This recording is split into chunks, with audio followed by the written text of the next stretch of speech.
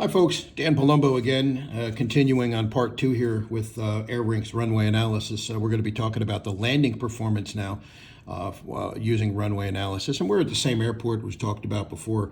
We're in Atlanta, DeKalb Peachtree, PDK. Everybody knows this airport. I think it's a good example to use. We're going to be using runway 21 left here. That is the longest runway available at that airport, and it's also got an ILS. But you can see there's different factors involved. You have runway 21, the landing distance available is only 5,001 feet. Now this runway is 6,000 feet long, but there is a huge displaced threshold on runway 21. So that limits it to a landing distance available of 5,001 feet.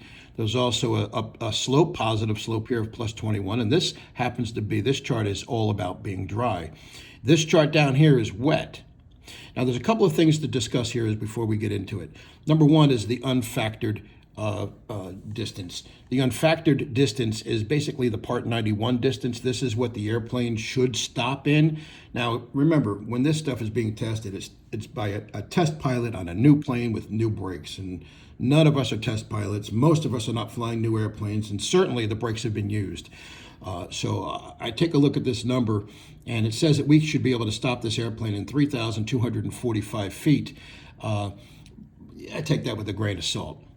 But that's the unfactored distance. Now, if you're flying this under Part 135 charter, most charter companies want to build in, or the FAA actually builds in restrictions, and they say, hey, not only do we want you to be restricted on the unfactored distance, but we want to put a factor in there. We want you to be able to stop this airplane within 60% of the available runway available. So what is that? Look here, 60% factor with no wind. It's the maximum landing weight should be 57,523. And if you put this thing right down on the numbers, it's going to take 5,000 feet, which is pretty much every inch you have. So it's a very restrictive airport. Now, if you have eligible on demand and you're able to land at that airport and your factor happens to be 80%, well, then you can land at maximum gross weight.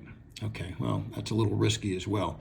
But remember, the unfactored distance allows you to go to 66,000 pounds too, and you should stop this airplane in 3,245 feet. And that's under dry condition.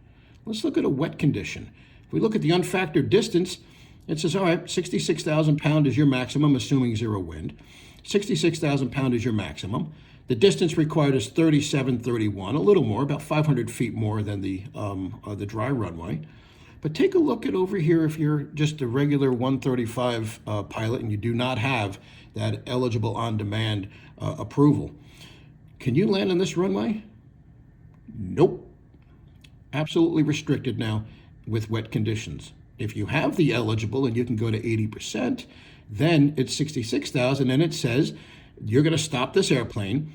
The distance required to stop built in for the safety factor is 4664. That's a little close, isn't it, to that 51 or 55,000.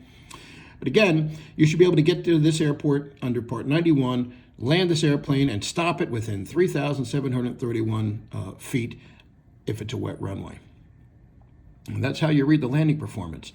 So if you're under Part 135 and you're flying this for charter, this would be a no-go situation for you. But if you're under Part 91, you can.